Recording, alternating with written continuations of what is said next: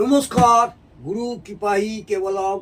যেসব ব্যক্তির মির্গি রোগে ভুগছেন বা বহুত দিন ধরে মির্গি রোগ আছে এবং অনেক ডাক্তার বুদ্ধি করেছেন, কিছুতেই কিছু উপকার হচ্ছে না, সেই মির্গি রোগের জন্যে আমি আপনাদের একটা টোটকা বলবো, করে দেখতে পারেন। মির্গি রোগের টিপস কি করবেন? মির্গি রোগের জন্য জায়ফল পাওয়া যায়, সেই জায়ফলের 21টা দানা কিনে নিয়ে আসবেন। জায়ফলের 21টা দানা মালা তৈরি করতে হবে। সাদা সুতো দিয়ে মালা তৈরি করে ওই রোগীর গলায় পরিয়ে দেবেন। সেটা সোমবার অথবা শুক্রবারে। বোঝা গেল? মির্গি রোগের জন্যে জায়ফলের 21টা দানা নিয়ে আসবেন।